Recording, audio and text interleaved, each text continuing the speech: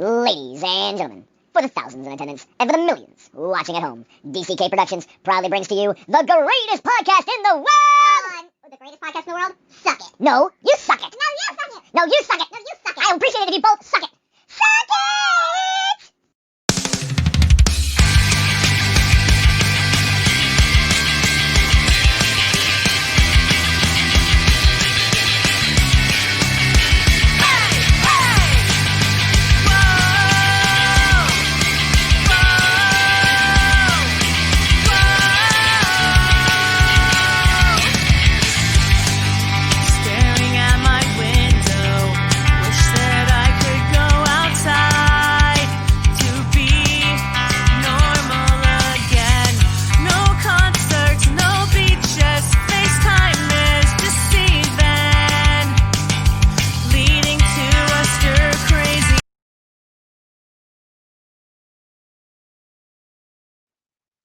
And welcome everybody to Suck It!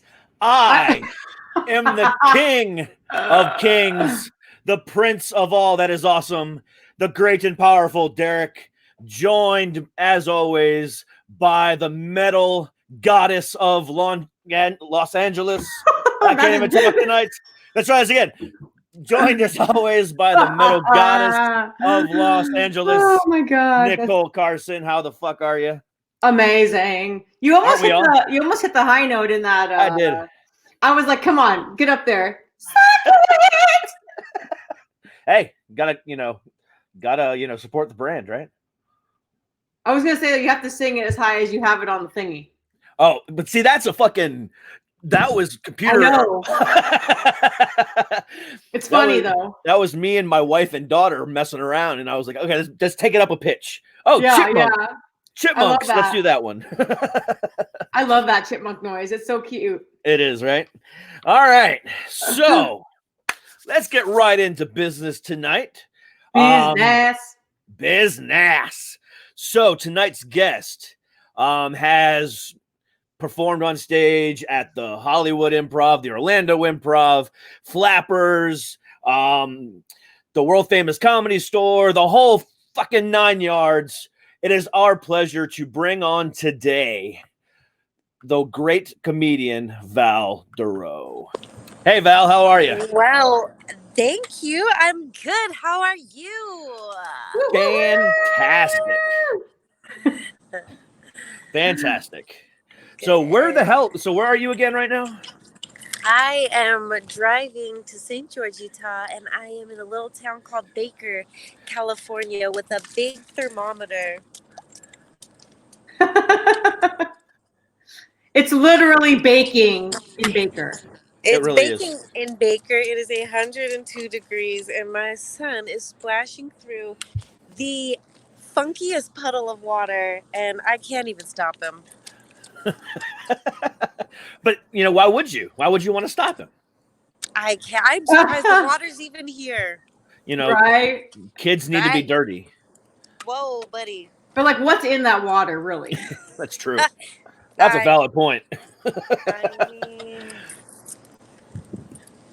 So Val, how has the quarantine been treating you? I have had the opportunity to do some soul searching. Yes? And really just take this time to pause, because I'm a social person. I get out every day. If it was a mic or a show or a friend's event, I was always going somewhere, taking my son to museums and stuff. And now I'm just like, whoa, there is like nothing to do. There is no place to be. Yeah, I can definitely understand that, especially for being a comedian. And that's got to be difficult, though. Right. Yeah, I mean, Nicole's a musician, so I'm sure she feels your pain as well. Yeah, shit blows. But it's okay, because it's going to come back. It's going to come back and be better and strong. Well, maybe not better. We're going to be stronger for it. I agree with you, Nicole. We are going to be bigger and better and stronger because of it. I know. It's given me a lot of time to work on my material and write. Yeah. So I'm hoping the same thing for you. Yeah. So what kind of material are you working on? So I'm actually. What just happened? Sorry, I just got hit with a bamboo stick and that funky water just splashed on my face. So I'm actually working on, since hopefully I can start going on tour when this is all over, after I've all the connections I've made. Thank you. I'm working on basically an introduction type set where I'm basically introducing the world to who I am in the funniest possible way ever. Good. Yes. So I'm a storyteller type comedian. So that's kind of where I'm kind of going. I'm not a one-liner guy. So I'm kind of building that up and writing as much as I can. I've got about 45 minutes right now. So Wow, that's great. it is. And I've been doing as many Zoom shows and doing as many things as I possibly can to get out there. Great. Yes. You asked me to send you a clip, and you said preferably clean. I can't work clean. You don't seem like a clean kind of guy. I am not. Put that back. Don't put that back. Sorry. It's fine. We are a real show. Hey, No. put the stick down. Put the stick down. Guys, sorry about that. Fine. We are a real show. We don't edit anything, so it's all fun. We're live anyway, so whatever. So anyway, but no, I'm clean. I can't. It's very, very difficult for me to work clean. I mean, dirty. I can't work clean. Yeah, you're dirty. Yeah, I am. Because me and Nicole were talking about this on Monday, and I've talked about it before with my old co-host. Jerry Seinfeld said, if you can't tell a dirty joke clean, then you shouldn't be telling that joke. But sorry guys, sorry. This ain't unacceptable. Oh my gosh, that's okay. I'm a little traumatized. Right? No. That's what happens with live. Hey, that's what happens when you're live, right? Do you have Lysol wipes in your car? I should. This is just, it was COVID even a thing. Oh, fuck, man. I just this is crazy. Yeah, I can hear you. But anyway, back to what I was saying. Back to what I've tried to write dirty jokes clean, and I just can't do it. Yeah. It's hard for me. Dirty jokes clean. I mean, you got to. So I produce a show in Utah, and they require clean. They like to keep it wholesome. Yeah. And you got to come clean, so it's good to have some clean stuff. If you ever said to me, Derek, I want you out there, I would find a way to be clean so I could do it. But it's just right now. You better find a way to be clean. Okay. If you told me to come out there, I'd come out there with a clean material. I can not say fuck. Well, there's a perfect example. Mike can put the rock down. Guys, I'm sorry. It wasn't meant to be like this. No, it's fine. But again, it's live, so it happens. No big deal. It's funny. We're having fun. That's all good. Okay. So tell us about your the stuff that you produce in Utah. Talk about that. Yeah, so I produce a show called Electric Comedy Night at the Electric Theater in the most charming, historic, downtown 200-seat theater with COVID at 25%, but it's still an amazing location. Mm-hmm. And it's called the Amusement Co. It's perfect for a comedy show.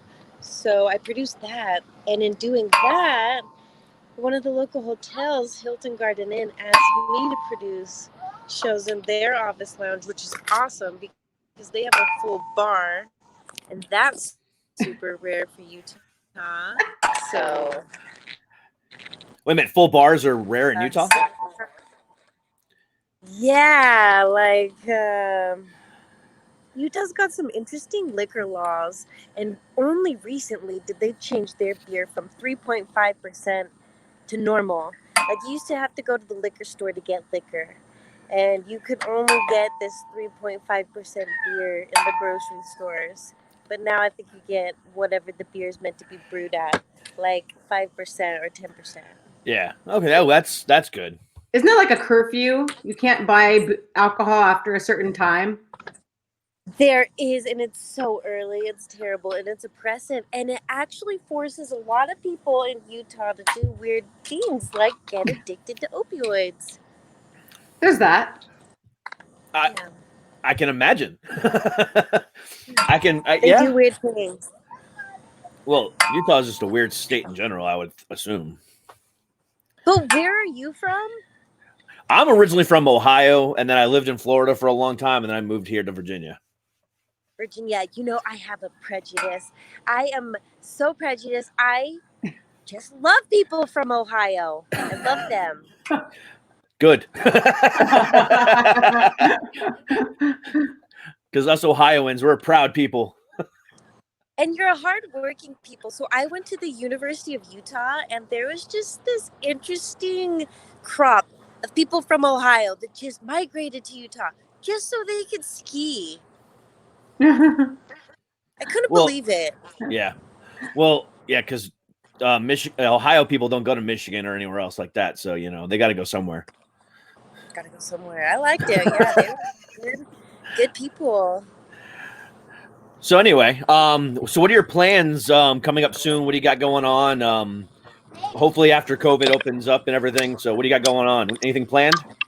Oh boy, do I have plans. So I got contacted by the city of St. George, which is a town of 80,000 in southern Utah. If you haven't been, this is where Zion National Park is, Sand Hollow, Quail Creek, super gorgeous natural landscapes. So the city contacted me, asked if I wanted to do a show. Oh, you got that vape pen going on?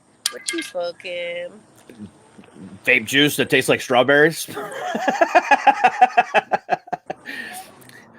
Look, I got the San Bernardino County Sheriff rolling up, and I don't have any reason to be concerned, but it just makes my heart skip a beat. This makes us all do that. Yes. I'm like, I'm innocent, I promise. And it's like, I didn't do anything. Yeah.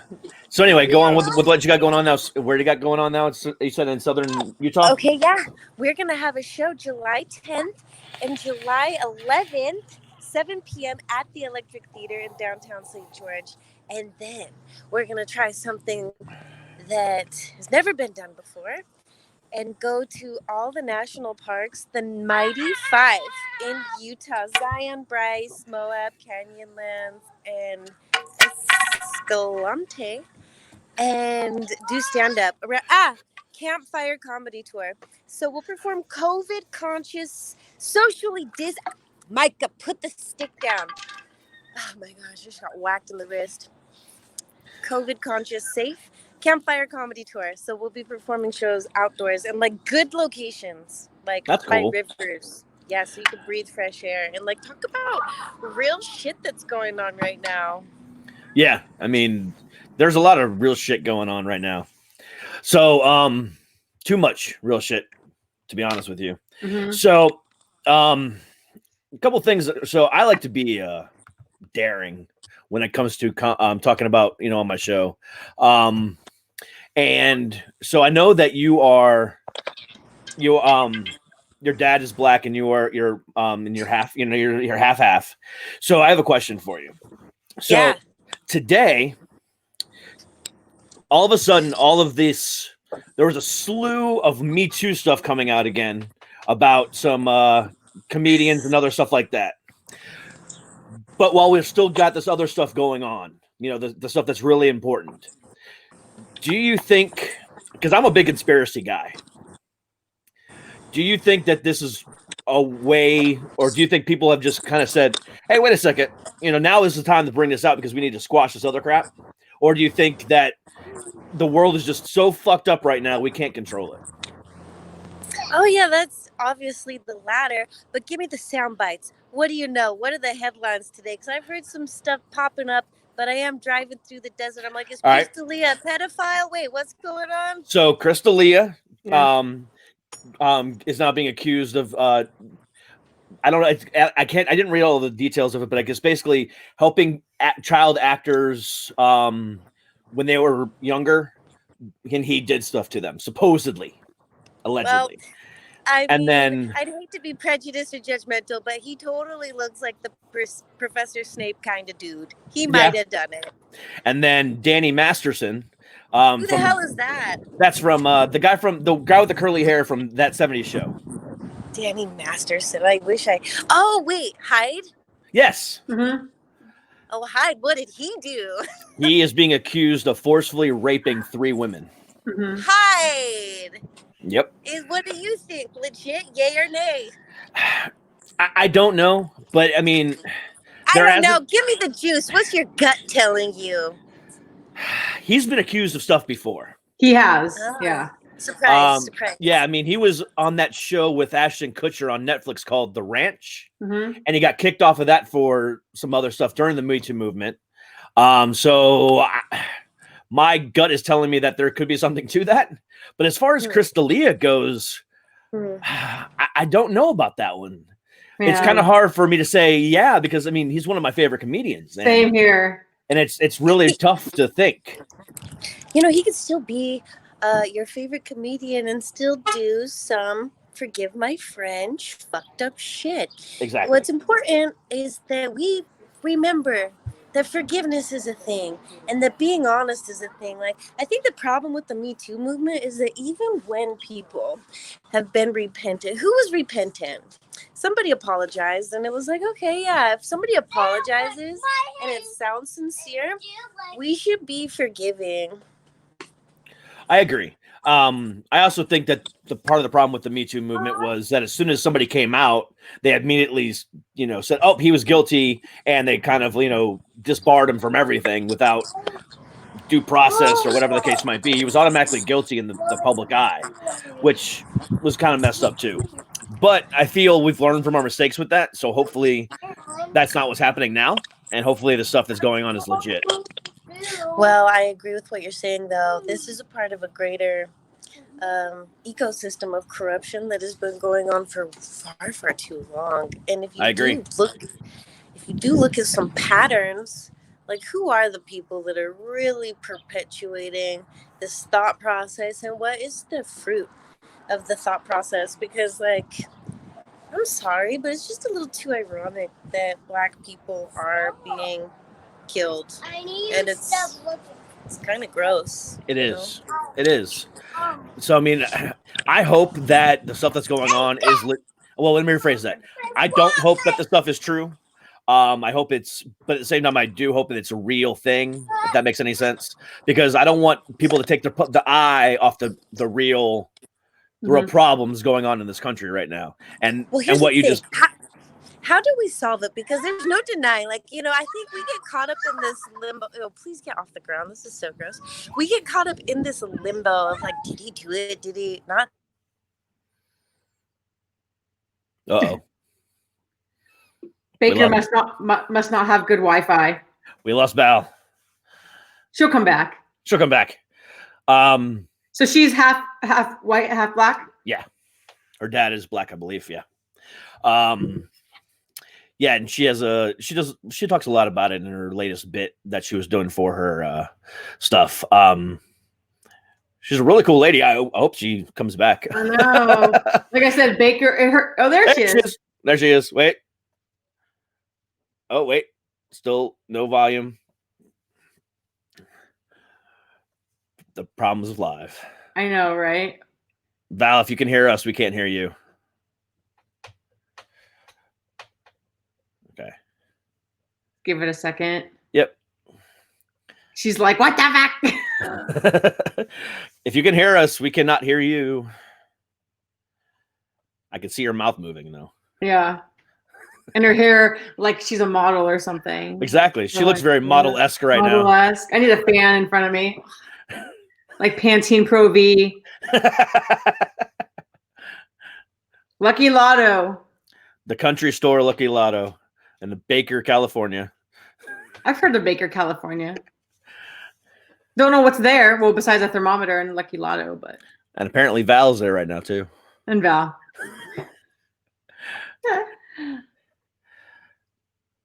Oh, wait.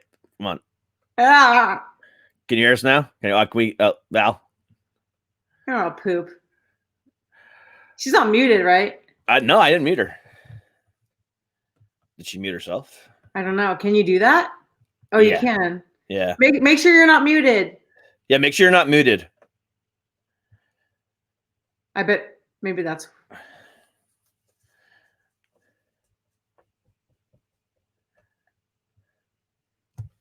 Oh, man. Oh, no, right? I was actually looking forward to this. Val, if you can. Oh, wait, there she go. Come on. Maybe log back out, log back in. Val. Yeah, log out and then log back in if you can. Okay, there she'll she do goes. that. Okay. All right. She clearly could hear us, though. Yes. But anyway. You know what still gets me all weird with this thing? It's opposite. It is. Because like I'm pointing to my left right now. Right. Yeah. I was trying to fix my hair on this side, but it's really this side on the camera, so I look like a twat. I'm like, yeah. And everything is mirrored. So like I'm looking at you right now, but it looks like I'm looking away. So that kind of sucks. yeah. Yeah. Oh, but anyway. you can't win them all, I guess, right? Oh well, no big deal. But anyway, we'll see if Val comes back. But anyway, so while we're waiting on Val to come back, let's continue the conversation, just you and I. How do you feel? I mean, what do you feel about this shit that's going on right now? I mean, this, all of a sudden now, more of this crap is blowing up out of, coming out of nowhere, pretty much.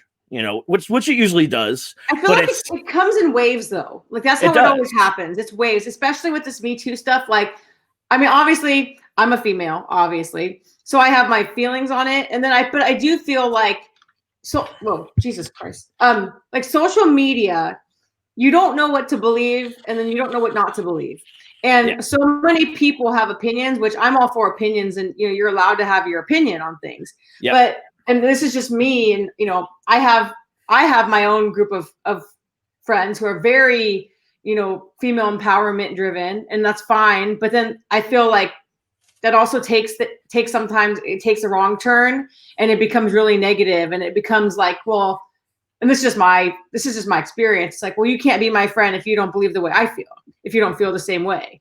Yeah. And it honestly starts to create like a divide between.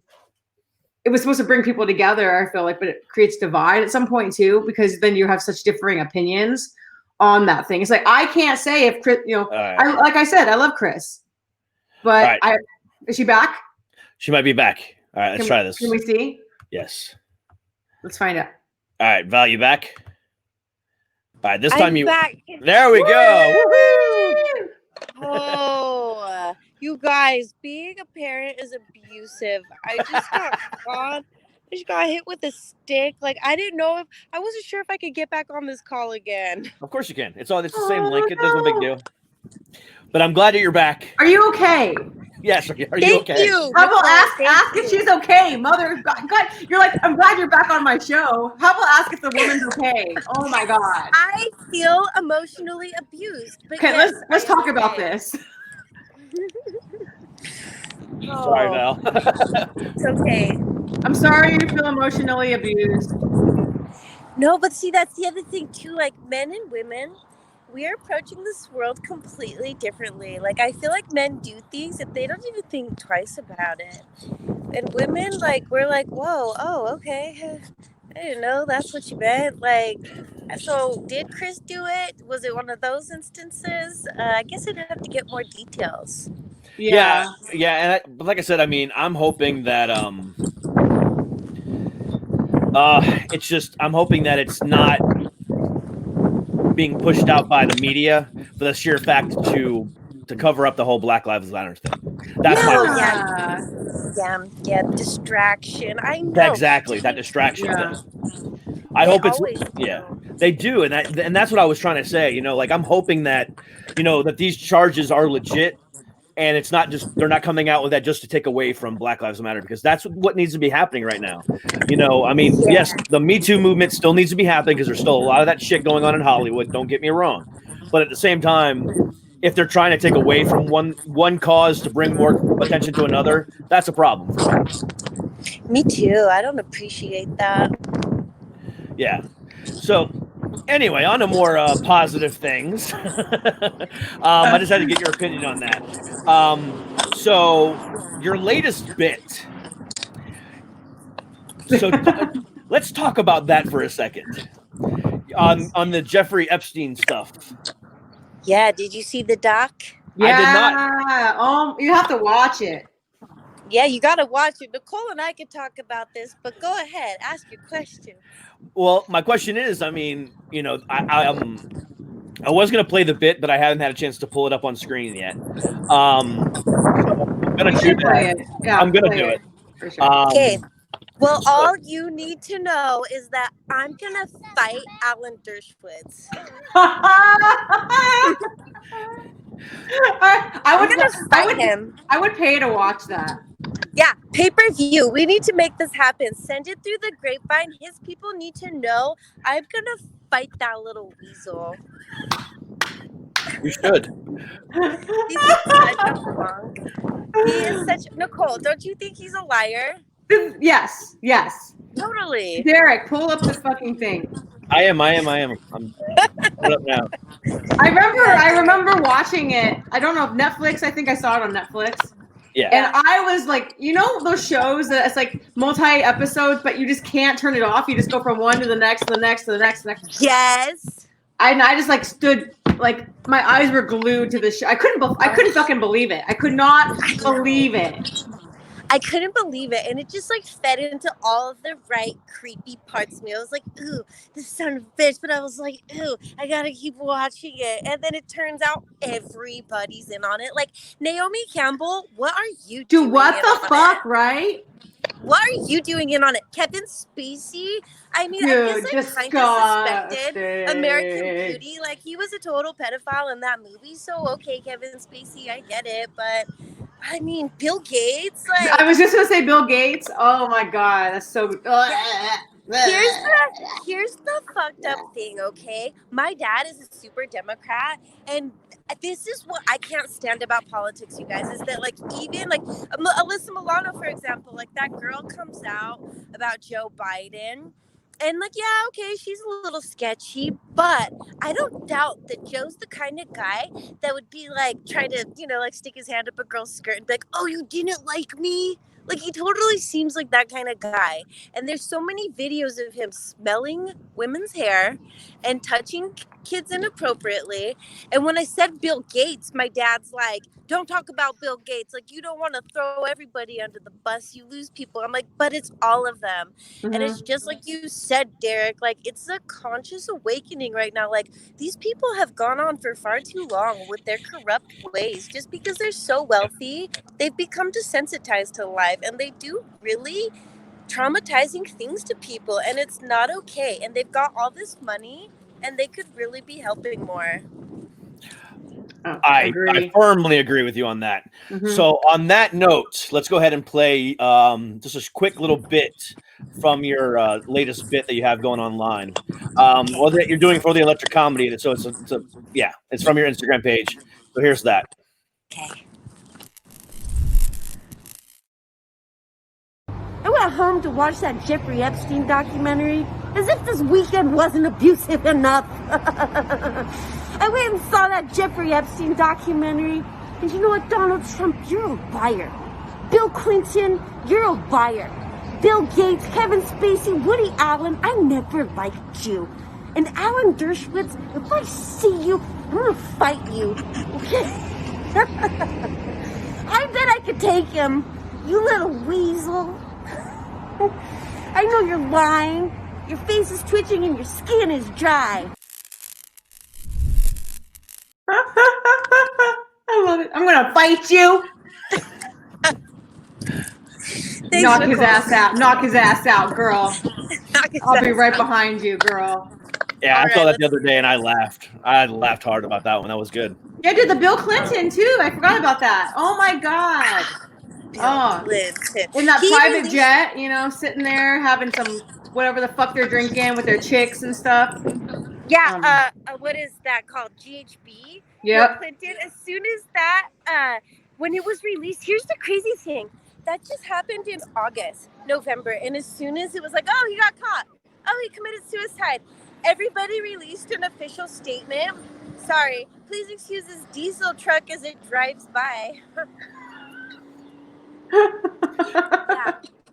so everybody releases a statement, right? Prince Andrew's like, I was getting pizza. Like, okay, Prince Andrew. And Bill Clinton's like, I didn't go to that island. It's like, bull. Oh yeah, because the pictures aren't you, right? Like, and the pool man was lying, and the girls were the lying. pool man. Oh, yeah, the pool man. Now I feel like an idiot. I need to watch this documentary because I'm usually the one that talks too much, and now I can't say a word. You do. So the pool man was like, he was like, obviously he knew what was going on, but he quit. He quit because he just couldn't stand witnessing what was happening in front of him, and he couldn't do anything. And he was getting paid so much money that it's like, it was like a lose-lose for him, Yeah. But he quit. And the moral conscience question, somebody asked him, would you bring your daughters to this island? And he's like, no. And he quit the next day. Wow. Because he had daughters the same age as the girls that were being put onto the island, so. Which was the age of like 15 and 17. It was gross. Yeah. And these like poor girls. Some 21-year-olds, like at the oldest, but there's allegations of like 12 and 13-year-olds. But here's the thing too, it's like those girls, they don't even know how to, it's like, I wouldn't just go on a private jet with some strange old man. I mean, it's like they didn't really know how to stand up for themselves either and how to ask the question, It was perfectly calculated. And to be honest, like, I'm not going to lie, I might have found myself in some kind of, going to his mansion and like, oh, this old dude wants massages for $2. I mean, yeah, when I'm 13, you have a different mindset. You don't know. I mean, I'll just be honest with you. There was, hold on, my son. He's going to Del Taco right now. He's just trying to make friends with. I know, that sounds good. We'll get some Del Taco.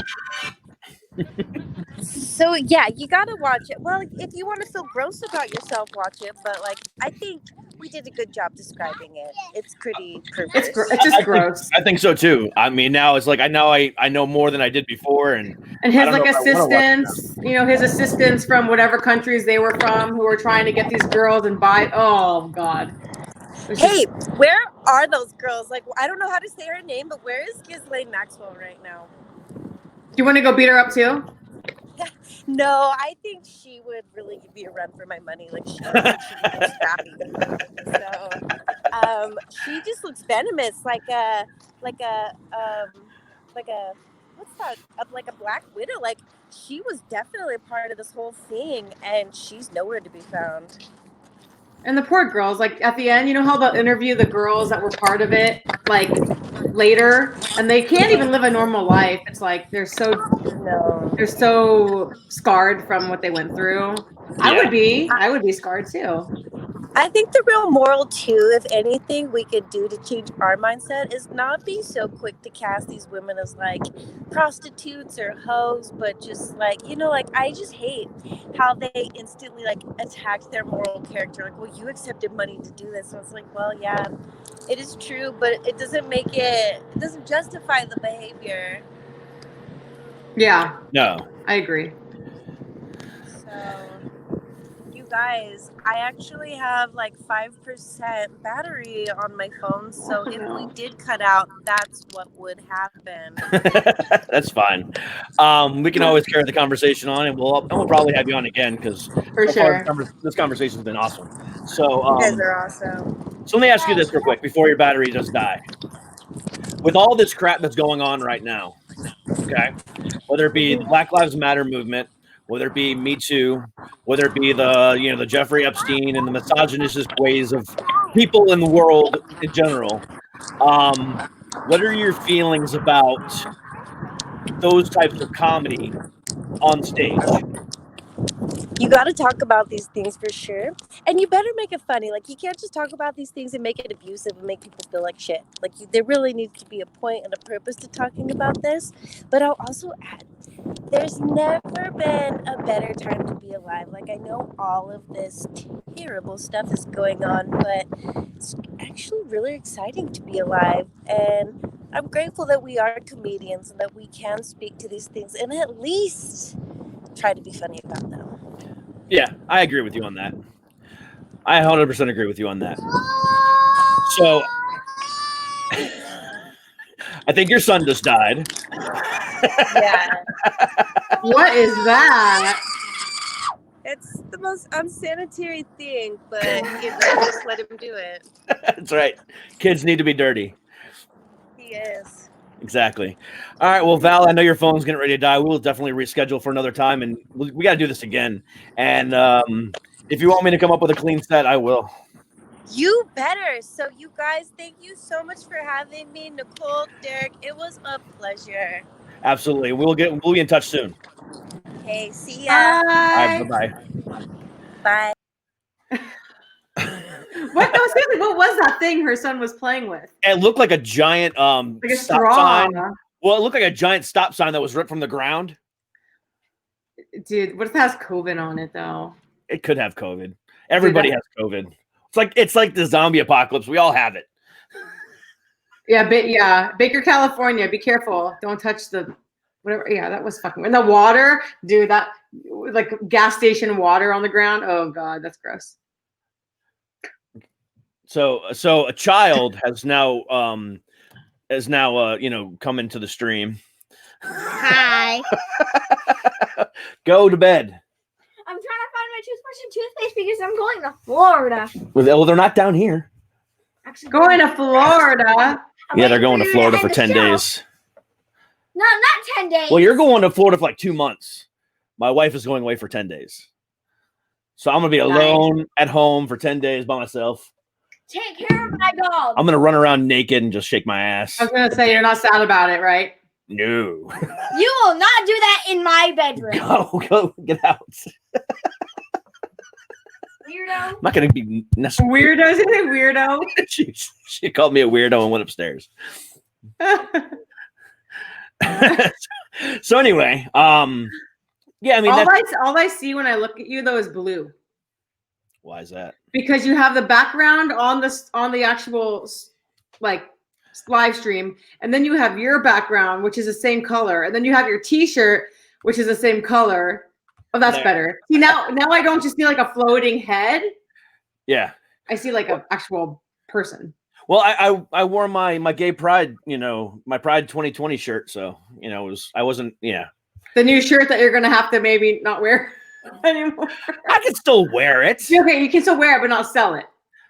Correct. I did take. Well, yes, I have a new Pride logo for us that I haven't put up on the website yet. So I do have a new Pride logo that I'm going to put up there for us. But it's not like Cat left the show in bad terms, and it's not like we're changing the name and all that. No, Cat's still a consultant, and I can still call her, and she still watches at her leisure and stuff like that. She's still our friend, and I love that. That's exactly. The best way. I mean, the best way. Exactly. It was 100% personal reasons. The show was getting too much for her. She still had her podcast that she liked doing. And it was taken away from that. It was also taken away from her family time. The thing about it is I wanted too much from her and she couldn't handle it. And that's perfectly acceptable with her family. I love how right now you're like, I love this thing. I love whatever happens because you'll pause for like a second, and then all I see is I'm like you fast forward to where you are now. I love that. But no, I mean it's all good. I definitely do not have any negative feelings. It's all good. Exactly. We still talk, so it's all good. Dude, you gotta watch that documentary though, like for real. I might have to now. I'm kind of curious to see all the stuff that you guys were talking about. I'm so fascinated by documentaries like that though. Like not even just about that. Like any documentary about it just there was a really cool one that came out on Netflix. I don't remember the name of it. It was like right when COVID hit. Okay. And it was about COVID and pandemics and how they start and how they spread and the science behind all that. And it was just I'm fascinated by that stuff. I love when they take something like whatever it is and just dive deep into all these details that no one knows about, and you find out shit like Fire Festival. It's like it was a shit show, right? Yeah. But then they had those documentaries, and I'm like, holy shit, that's a real shit show. Like as a festival producer, an event, like I would have fucking like I was like this is insane to me. And what I thought was great about that was the fact that Netflix put out one and Hulu put out one like on the same day. Did you watch both of them? I did. I went from one to the other. Which one did you not like better, but which one did you feel had the better information? I think the Hulu one was a little bit more. Is that the one that had interviews on it? Yes. Okay, that was mine too. Yeah, I think that was the Hulu one. But either way, they both were great, and they really let you in on the shit show that was Fyre Fest. Fucking shit show. Yeah. My God, like everything from the plane to sitting there for like 10 fucking hours, no transpo, and then they drive. The food, the bologna, piece of bologna on a white bread, and then they drive up to the shit show campground with tents everywhere, and it's like all their shit gets thrown everywhere. Yep. Go find your shit and go find a tent, and good luck. Then all the artists started canceling, and it was just bad. Just bad. Wow. Who was the big rap? Was it a rapper, R&B artist behind all that? Wasn't it Ludacris? Was it? I don't remember. I think it was. It may have been. Okay. Maybe. And then that whole thing with like his partnership with it, and then all of a sudden he's like, "Fuck this." I'm gonna ask my fact checker. Hey, Maddie, can you fact check that, please? I know she's watching. Send me a DM and let me know if I'm right on that. If it was Ludacris or not. Let's get some live comments going on this one. Yeah. What do you people think of this? Ja Rule. It was Ja Rule. Oh, Ja Rule. Thank you, Maddie. Dude, that was. Oh, is that my new BFF too? That's your new BFF, yeah. Oh, what's up, girl? I got my. She's our online fact checker. Love it. Oh man, dude, yeah, that show is nuts though. Yeah, no. And then didn't he try and also have like a credit card business? Remember, he was trying to sell a new credit card or something. Oh yeah. I heard about that too. Hey, boo. Derek, stop. I didn't do anything. I'm talking to you. I'm getting messages from my secret friend. Okay. Oh, okay. I don't think it's a secret anymore. But no, dude, yeah, it was like a credit card. And I'm like, who would buy a credit card from you? This rando, I don't know. That whole thing was crazy to me. I love stuff like that. I love documentaries. Exactly. I mean, I don't think Ja Rule's ever going to recover from that shit. Dude. Nope. No way, Jose. Yeah, then the fact that they're trying to produce this festival without any infrastructure to do so. Like, they get out there and they're like, where's the power? How are we supposed to do this? Like, how do we physically do this? There's no space to do this. Yeah. Again. It makes you wonder. I mean, makes you wonder. Yeah. We just got a comment that said, nothing makes me happier than watching rich people cry. Who said that? Maddie said that. So, I mean, yeah. It's true. I mean, those people spent thousands of dollars on this shit only to be completely fucked. And then the people who invested, it was like millions. Like that guy was bankrupt, wasn't he, after? Yeah. Because it was millions of dollars. Millions of dollars. I believe he was sued. He also, had to refund all that money. I mean, there was a lot of stuff that I think happened after the fact. We watched I think that documentary came out a little over a year ago. So, I mean, it's been a while. Yeah. Oh, and he got 6 years in prison. That's okay. Yeah. 6 years in prison. Yeah. That guy was fucked. Royally fucked. Yeah. But when you come out of shit, when a situation like that, how are you ever going to survive in the world? That's a good, question. So this douchebag, I don't know what he did before the whole thing. I can't remember. But he teamed up with Ja Rule. He screwed everybody over, and now he's in prison for 6 years. Had to pay back all this money. He's completely probably fucking broke. Yeah, he has nothing. So when he gets out of jail, what do you do in that situation? I mean, go work at a fucking Walmart? I don't know. I don't even think Walmart would hire him at that fucking rate. I actually don't know what you can do. Like, I don't know. And what happens, like, if you're actually really bankrupt, like if you literally don't have a single dollar after this, like what do you do? What if you don't have family to like go live with? What do you do? Exactly. I mean, it really makes you think. I mean, now there's also been cases of people that have done shady shit like that before coming out even stronger. Like, God, what was the name of that movie? That movie that Leonardo DiCaprio and Tom Hanks were in. Catch Me If You Can. Oh, okay. Okay. Yeah. That guy went to prison for however long he did. He came out and now he works for the CIA and the FBI as a consultant, helping track people like him down. So, I mean, there's opportunity out there. Yeah, but dude, that's few and far between. Yeah, I would never in a million years have this guy be a consultant on any festival or anything. No. Like, get far away from my shit. Yeah, I mean, I wouldn't even trust him just to host. Breathe. Don't breathe in front of me. I don't trust you. Just your stench alone is gonna fuck me over. Just your energy makes me like, go far, far away from me. Go. But yeah, no, definitely watch the documentary. It's the other one. Oh, it's sick. I mean, they're both great. I mean, but like I said, I love documentaries like that in general. Mm-hmm, me too. Oh, she just made a valid point. So he's a well-known fraudster, but he's gonna come out of there and make a shit ton of money all based off of interviews. And and then selling his story and all this other crap. And that's fair. Yeah. But do you think people are still going to want to hear about this like after he's out? Like, it's already out. The people already know what went on. Are they going to want to hear more of him? I don't think so. Well, yeah, because the thing about it is, of course they will. Of course they will, because they're going to want to say they're going to want to hear his side of the story, why he did what he did. I mean, how much, exactly. People thrive in drama. He should be on Bravo TV. They should make like a reality show about this motherfucker. Yeah. I mean, Maddie, put your comments in the thread, not on DM.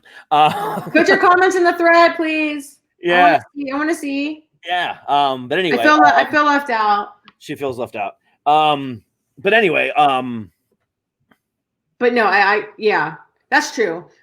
That's true. Because Fire Festival is not going to be like old news. It's not like 20 years old. Yeah, it's true. When he gets out, he said, 6 years? So he's already been, 1 or 2?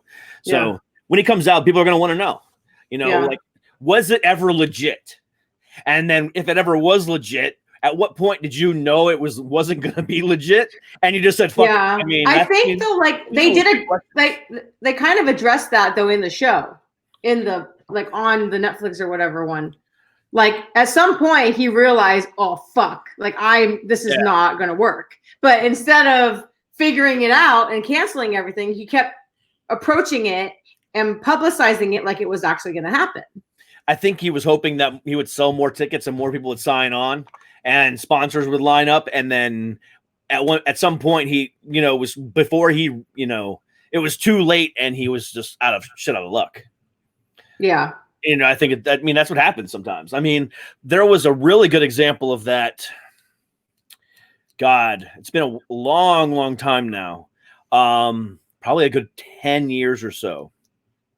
There was a festival in Orlando put on by a guy that puts on a festival in England every year. Mm-hmm. And I can't for life of me remember it. But he had a whole bunch of big acts, and it wasn't just like a rock fest. It was a pop, rock, country, the whole 9 yards. And I believe it was headlined by Kid Rock. And the whole thing went off without a hitch. Nobody got screwed over in the process. However, at the end of the day, he ended up paying out more money than he brought in and made, and ended up closing. And he ended up having he went up going bankrupt. So now, this concert series that was successful as hell in Europe is now completely dead because of the failure that was the Orlando, whatever it was called. I can't for the life of me remember what it was called. But it was a huge deal. Because he had to pay out the artists and everything, but maybe he didn't have enough. Were tickets just maybe not priced high enough, or did he not sell enough of those, or what? Like, I don't know. I think it was pretty close to sold out, but I think the only revenue that came in was from ticket sales. So like he didn't have Budweiser there, paying to be on site. He didn't have, so-and-so paying on site. Everything was paid for and furnished by him. And between the drink sales and the food sale wasn't enough. I wonder why he would approach it that way.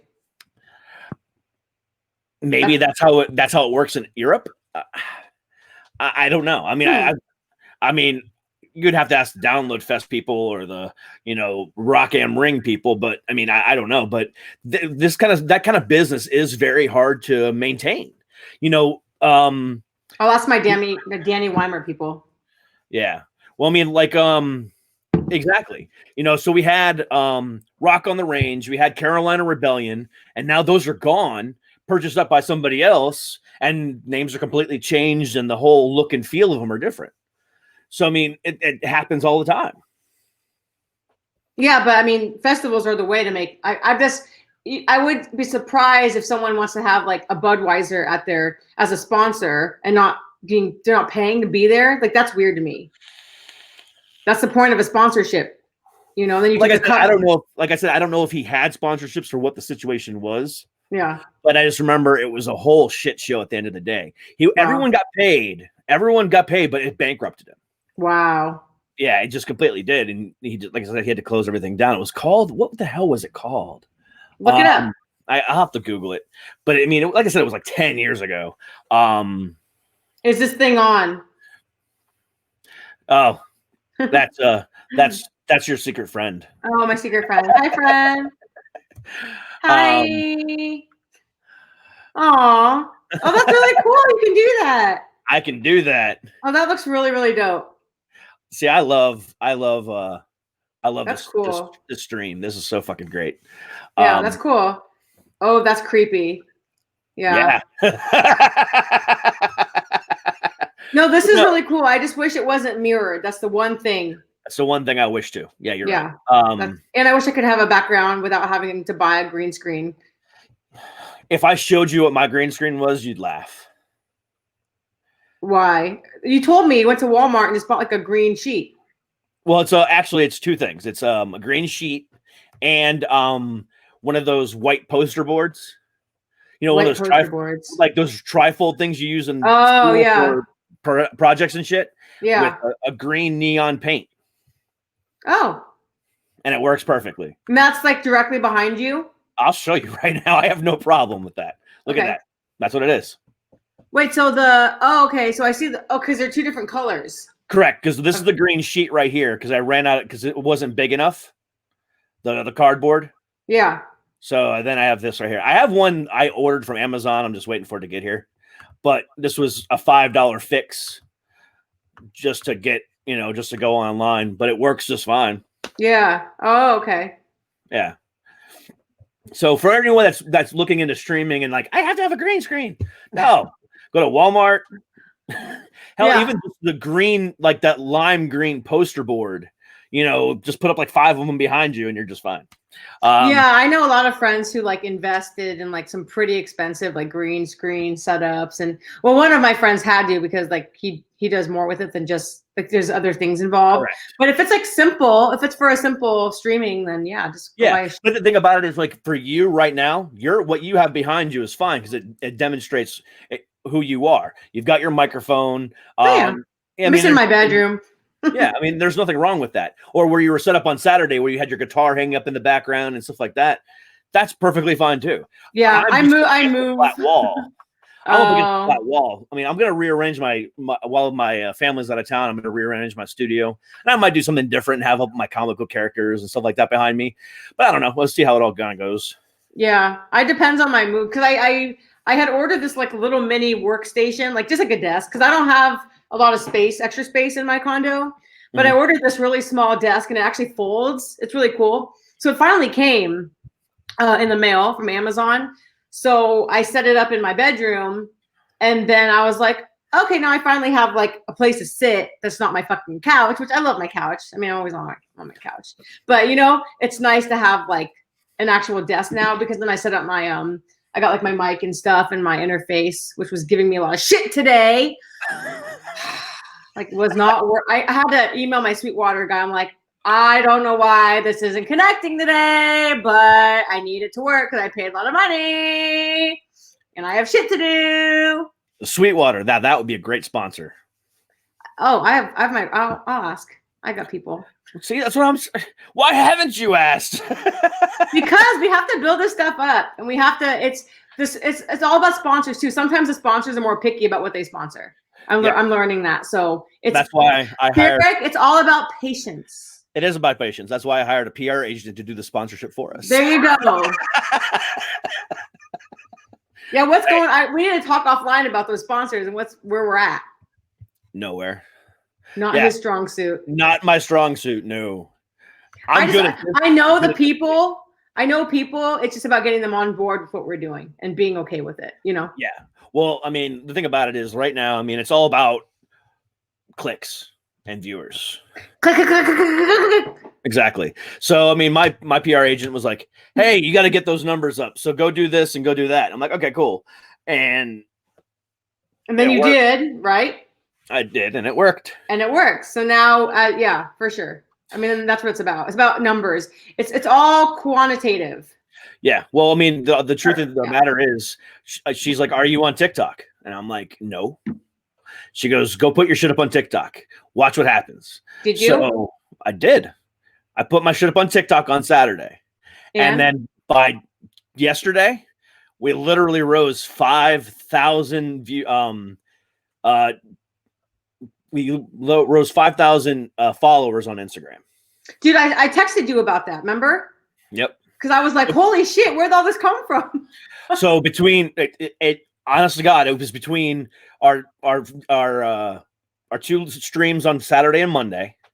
And then by me going on to TikTok, all of a sudden just boom, boom, boom. I'm like, holy shit. Dude, that was insane. Because I looked one day. I remember I was just on Instagram, whatever. And I had to do like a double take, you know? Because I was like, wasn't that just at 2,000 or whatever? And then it was like 3, 4, 5. And I'm like, what the fuck? Like, where did this come from? We ended up at 6,750 after it was all said and done. And it's still growing. Still growing. Yeah, that was insane. So anyone that's watching us right now, if you're not following us on TikTok, I mean on Instagram, please go follow us at Suck It Podcast. And then follow both of us too. Exactly. Derek Comedy and at Nicole. I think I'm going to change our names to our Instagram handles. What do you mean? Instead of just saying Derek Anjora and Nicole Carson, I think I'm going to change it to our Instagram handles. Therefore, we get more followers. They are. No, it says Derek Anjora and Nicole Carson. No, but you have it linked to my Instagram page. I know, but I'm saying right here, right now on the live feed. Oh, you can do that too? Yeah. Oh, show me. Well, I have a thing that I have to do, so. Oh. Yeah, so this is an overlay. Oh, okay. So I'd have to go. That would be cool. I'd have to go into Photoshop and redo it real quick and then upload it. Yeah. Mine's just at my name _ Yep. And mine's Derek Comedy. Pretty simple. It's pretty simple. Pretty dummy proof, I think. I shouldn't say that. No, because Dude, now I'm craving. What did she say earlier? Del Taco. Yeah. But I'm not. I like. They have these really good shrimp tacos. Actually, I really want In-N-Out. Okay. All right. So hold on a second. So now we got to get into this. So I've seen people on TikTok. I've seen people on Instagram and YouTube and everything like that. Literally just drive to or fly to New York.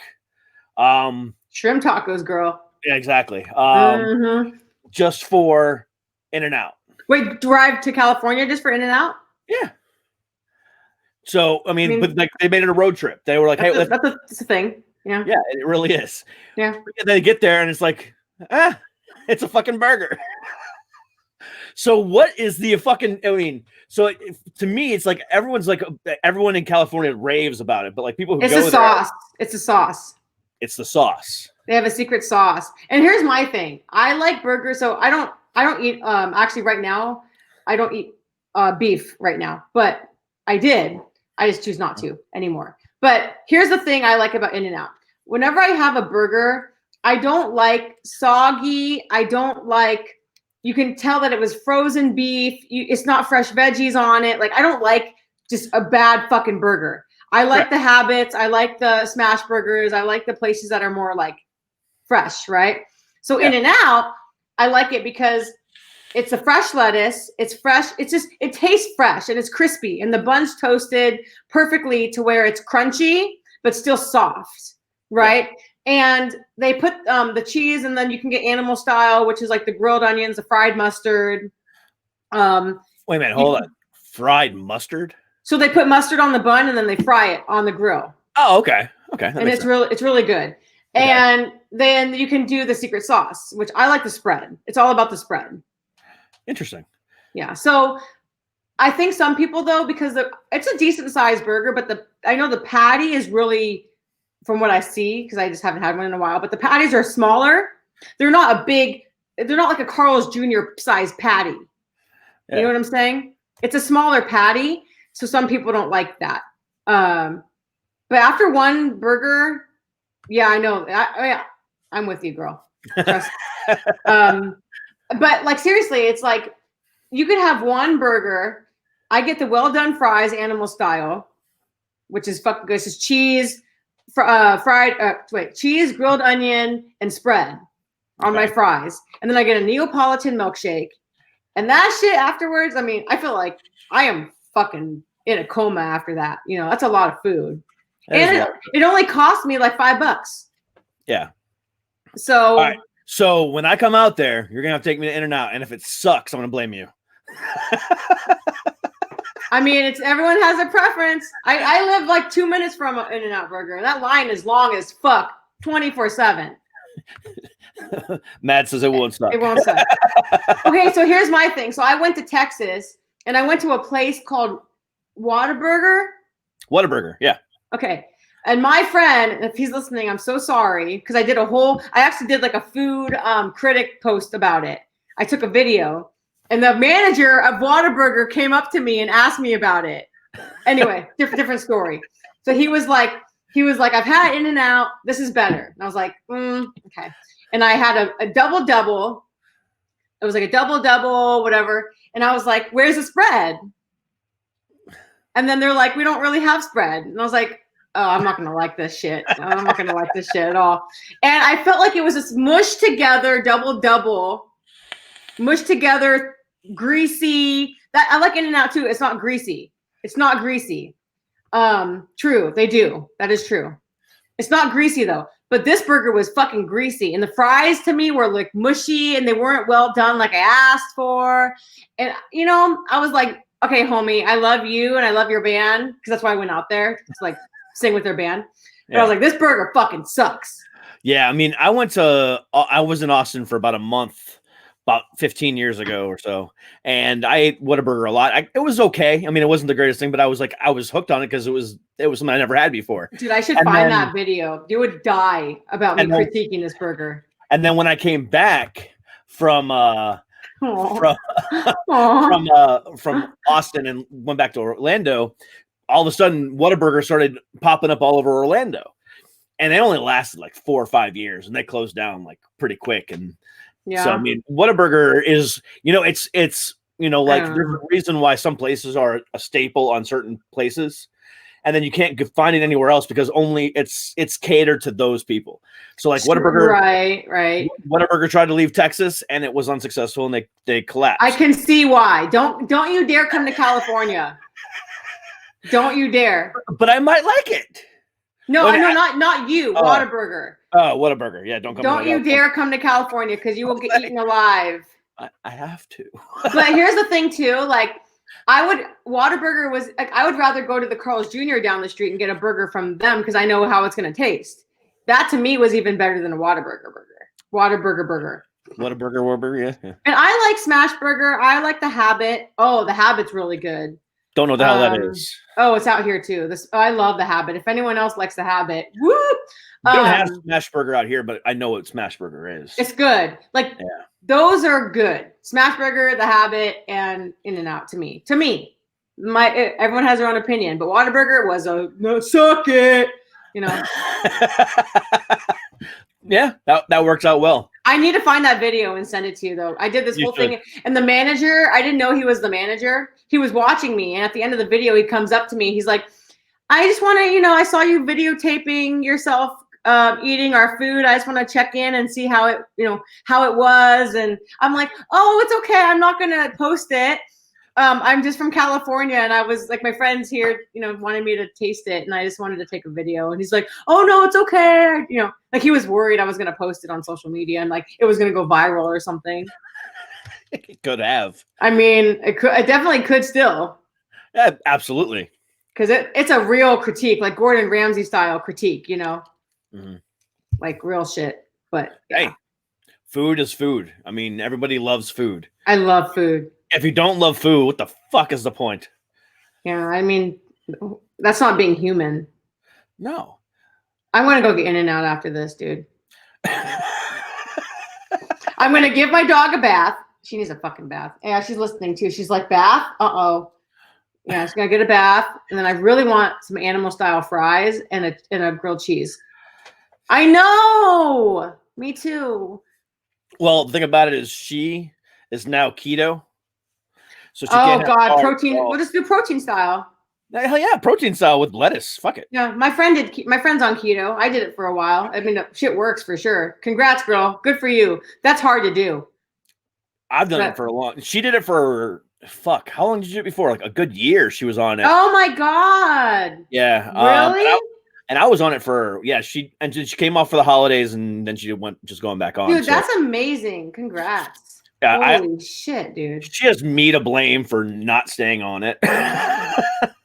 So dude, 70, that's a lot. That's amazing. Yeah, you just do the protein style because you can do, it's just no bread, right? You can have dairy. So you could even get like a double or whatever, just protein style that motherfucker. Yeah, I mean no spread because that has probably a lot of sugar in it. Yeah. But yeah, I mean, just like I've done it before, and I'm gonna do it. I'm gonna do it again when my wife gets back next Saturday, not this coming Saturday. We're gonna go back on it again too, because I've gained 20 pounds during this whole thing. Dude, they call it the quarantine 15. Yeah, well, it's 20 for me. As long as my pants still fit, I'm okay. Yeah, well, maybe they don't at this point. I don't know. Well, I think that's part of the reason why my neck has been bothering me more than. Ooh, Five Guys. Yes, Five Guys are everywhere here. Those are good. Five Guys is good. Yeah, but I think part of like my my weight gain has been one of the reasons why my neck has been acting up. Oh yeah. So I'm a year and 3 months after my second neck surgery, after I broke my neck for the second time, and back in like December, no, it was January. My doctor released me to start, lifting again and doing everything I could. Mm-hmm. And I was in the gym for like 3 months. I was busting my ass. I was doing everything I could. And then COVID hit and my gym closed down. Yeah. And I was like, fuck. But when I was in there, my neck wasn't bothering me at all. Everything seemed to be going right. And now it's like, I can just sitting here right now, my neck is just. Yeah, you need to it's for sure. Yeah. And that all plays a part in it. I know our gyms are opening. They started opening slowly. I don't know if the gyms have opened yet. I know restaurants are like 50% capacity. I know like barbershops and stuff like that are open, but I'm not sure if the gyms have opened yet. This is my face of LA gyms are opening. Are they? Well, they have started to. I'm scared. Yeah, I don't know. Yeah, I don't know. I'm going to have to. Wow. Oh my god! I need a chair. What are you sitting on? A bench. Okay, yeah, get it. You need a back. Well, I know, but the thing about it is like where I'm at right now in my studio, or at my basement turn studio. Can I recommend something to you? Please. They have these things that actually the straps that go around your shoulders, and you tie them, and it actually helps keep your shoulders back. And so it helps your posture and making sure that your computer, like the screen, the camera should technically be like straight ahead of you, not down. But get that thing. It's I don't know the name of it, but it's literally a thing you put around your body and it straps you like so you keep your posture. Suck it. Suck it. It'll help though. Get on him, please. Actually, we don't. Because if you and I have been doing this, we kind of been going almost 2 hours on our shows, which is fine. I love it. But I think I'm going to invest in a standing desk. Yeah, I had one of those at work. Yeah, I love those. Well, one of the ones that goes up and down. Mm-hmm. Yeah, they're electric. So, yeah.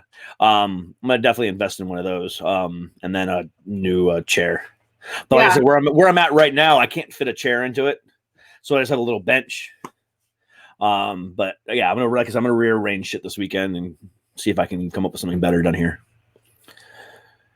But yeah, for sure, it is what it is. Yeah. But anyway, it is what it is. Exactly. Oh God, I'm hungry now. So, how's the EP coming? Good. That's all I'm gonna say. In progress. I'm writing every night. I'm in the studio with him. Jesus Christ, dude, a fucking cloud of. Oh, well, I blew it out differently because I was huffing and puffing because somebody won't give me the skinny. I mean, there's nothing really to say. It's just we're working on 3 originals and a cover. There is one thing. I want to know what that cover is. I'm not telling you. I know. But I've devised a series of questions to see if I can get it out of you. Okay. Okay, you ready? Are you going to do them now? Yeah, I'm going to do it right now. Are they like, okay, but are they yes or no answers only? Yes, it's yes or no answers only. You're going to just say songs, and I'm going to have to say no, no, yes. I'm not going to say songs. I'm going to ask you questions that are hidden, within. But then, okay, I think I know what question you're going to ask, too. I know. I'm going to ask. So, okay, so ready? All right. So my face is going to be like. So will this question give me bad dreams? I mean, will this song give me bad dreams? Bad dreams? Will this song give me a bad dream? No. A quote unquote nightmare. No. Oh my God, you're so bad. Jesus Christ. Is this song so easy that it's almost too easy? No. I actually can't sing that song anymore. Will this song make me feel? Hold on. Let's go again. Will this song get rid of the pain of being a man? Backcountry. No. Okay. The pain of being a man. Come on, that's the intro to Backcountry. I know. It's funny. Oh God. It's funny when you say it and not. Are we going? Is it going to welcome me into the family? No.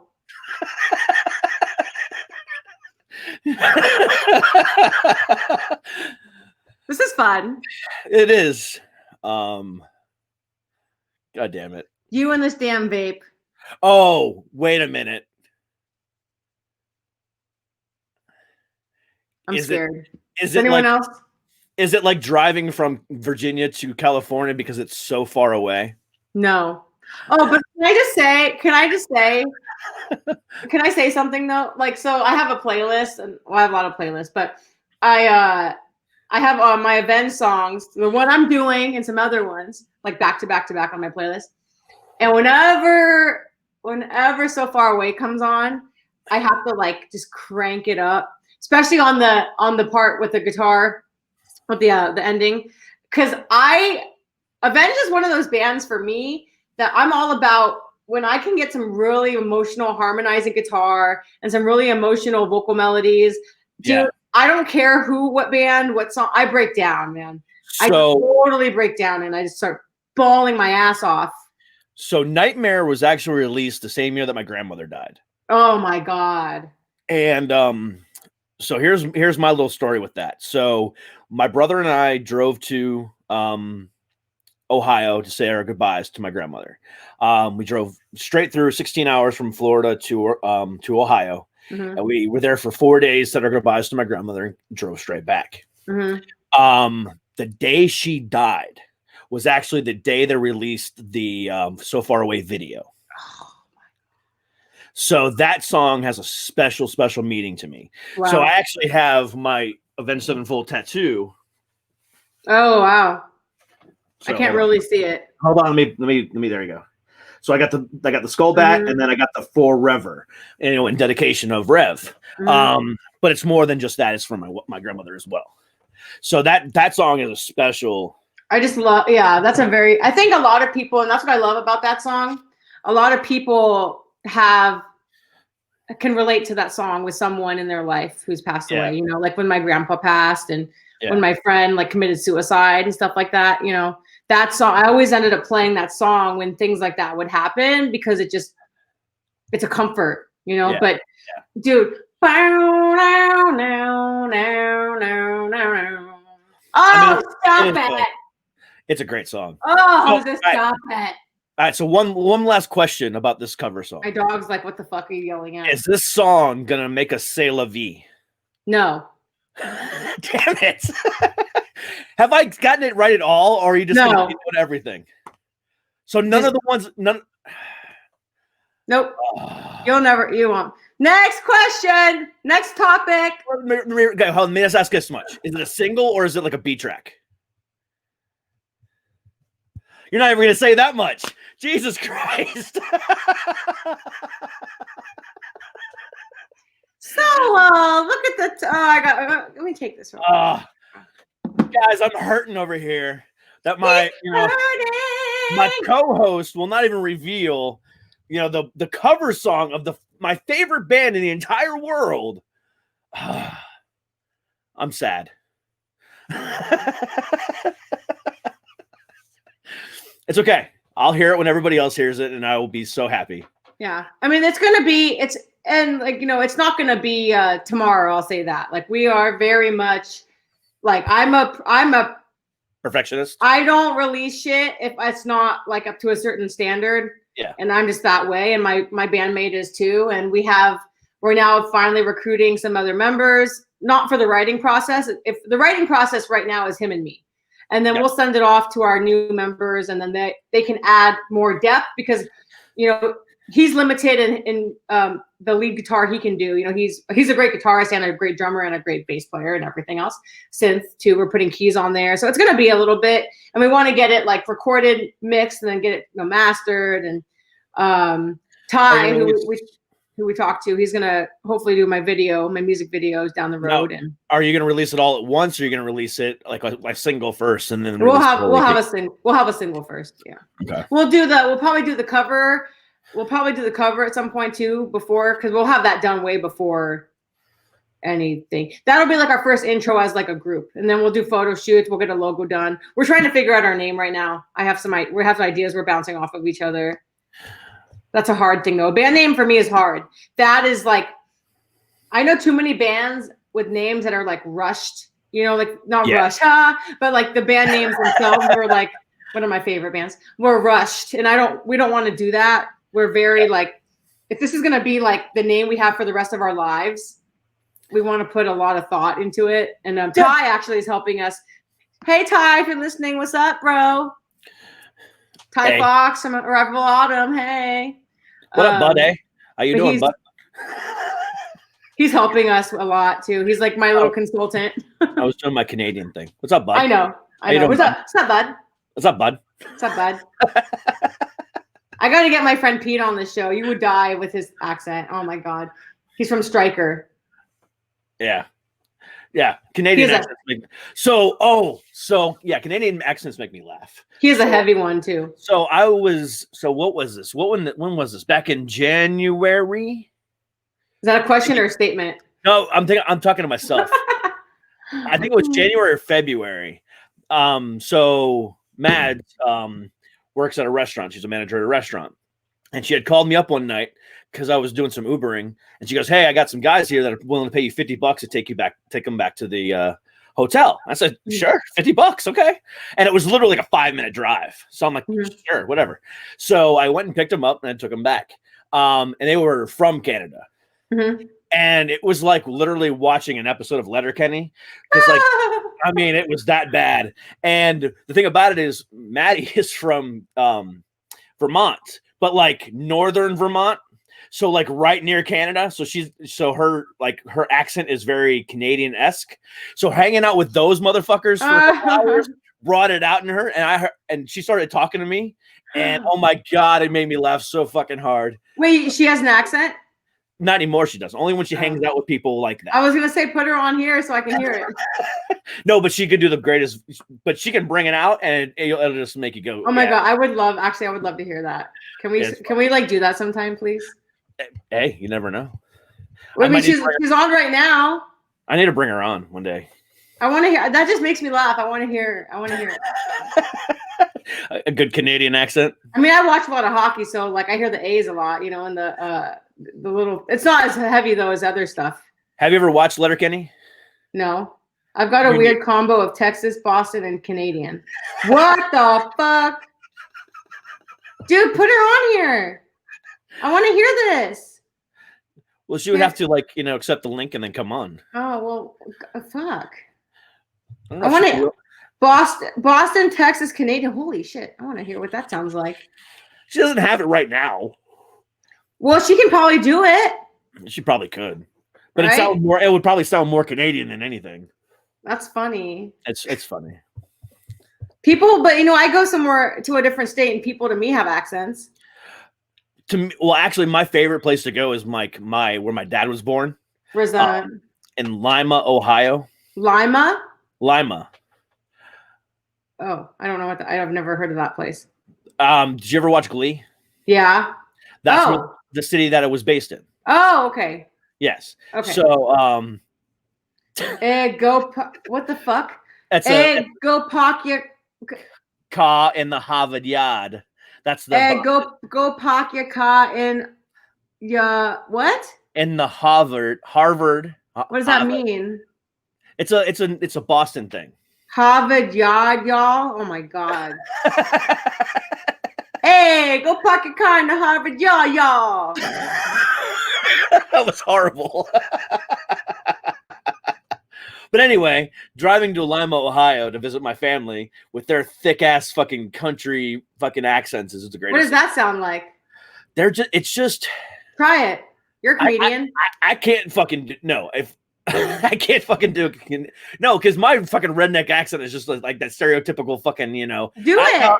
How y'all doing? I like this is how all my family talk. Is it like what is that name of that show? Honey Boo Boo Child?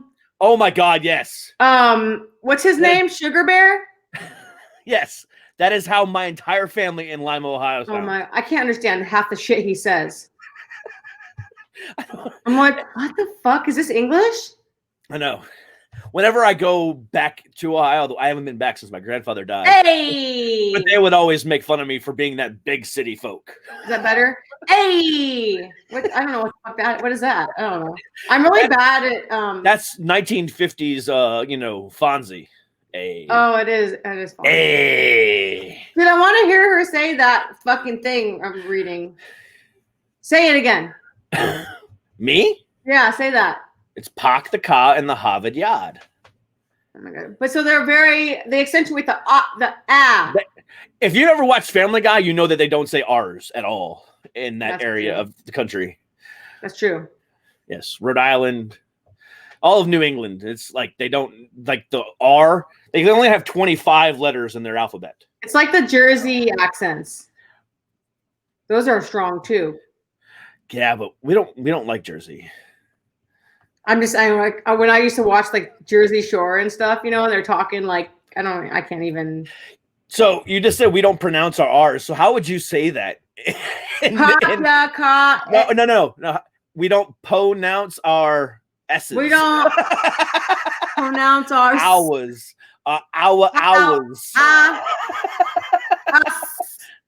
Unless we are adding an R to words like aunt.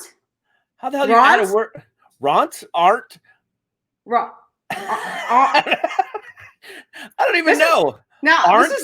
This is fun that we're trying to do this now. I bet people are like, people are probably like, what the fuck is happening? Jesus Christ, Derek. Jesus Christ, Dick. Yeah, right. God damn it, Dewick. I don't even know. Dewick? So you say R's are like W's? I don't even. Yeah, probably. Quest Dewick. Quist. Jesus Quist. Jesus Quist, Derek. You know what's funny now about this whole thing is that we're live now on Twitch and shit like that. And oh, we are. Yeah. I forgot about that. We're live right now. Yeah, we've only been doing that since Friday. Jesus Quist, Derek. So the people that are listening, the people that are going to listen to the podcast in the morning on their way to work and be like, "What the fuck is going on?" I really wish they could see what's happening. No, now they're going to be like, I got to go see this real quick. And they're going to go to twitch.tv/DCK Productions and be like, hey, look at that. That's funny as hell. Or you can do it on Facebook, right? Yep. So we're live on Facebook and Twitch. I wonder if there's a way I could do Instagram live by having my phone like facing the screen up right here. But the problem is you wouldn't be able to hear because you have your headphones on. Oh, that's true. I would have to take them out. Yep. But that would be echoey. Echoey as hell. They can watch me hijack your stream. I like that. Yeah. I hope you do that. Oh, and she's got the greatest evil laugh ever. Let me tell you. Okay, well, I want to hear it, please. I want to hear the Texas, Boston, Canadian accent and the evil laugh. All right, so hold on a second. I'm scaring my dog, and it's really funny. You should. Your dog is awesome, though. I know. She's like, what the fuck are you doing? The most evilish laugh. Dr. Evil. Let's see if she'll come on. Let's see if she'll come on. Let's see if she'll come on. Oh my God. I sent her the link. Oh my God, please do. The most evilest laugh. By the way, I have to keep it at 2 hours though, because the last time I walked my dog, remember we ended kind of late and I was afraid there'd be a coyote outside. Guess what I saw? What's that? A fucking coyote. Oh, really? Yeah, and I was like, okay, we're going the other way now. And my dog was like, oh, fuck. Because she's this little 10-pound chihuahua, so I don't want to have to beat the shit out of a coyote at 8 o'clock. No. Well, why would you? I mean, I almost had to. However, that would make for like great fucking TV. It would. I would beat the shit out of it. I literally would kick its ass. Yeah, that would be some great fucking TV. Yeah, I'll give you. Yeah, you need to definitely do that. What was that? Yeah. Oh, that was me checking the live stream. Oh, how do you do that? I'm checking it on our Facebook page. Oh, can I do that too? Yeah. Oh, everyone go on Facebook and go to my Facebook because I was featured in Voyage LA magazine and I posted the link on my Facebook. Oh, wait. Okay, hold on. Maddie's coming on. Let's say hi to Maddie. Oh, my God. Yes! Hi, Maddie! Yes, bitch! Yes!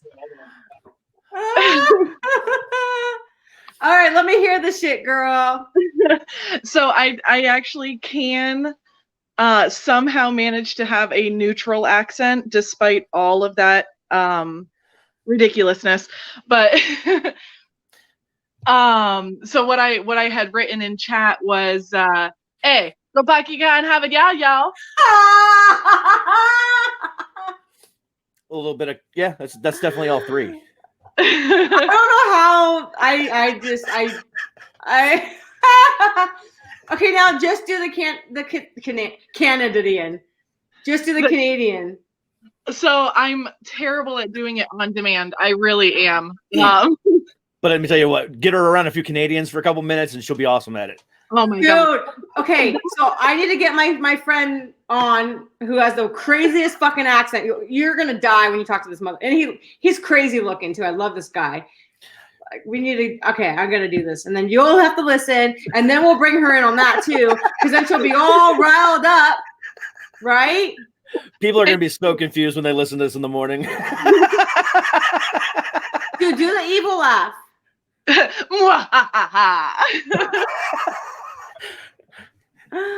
not that evil. God. I thought it was much more evil. Well, you gotta use a diaphragm.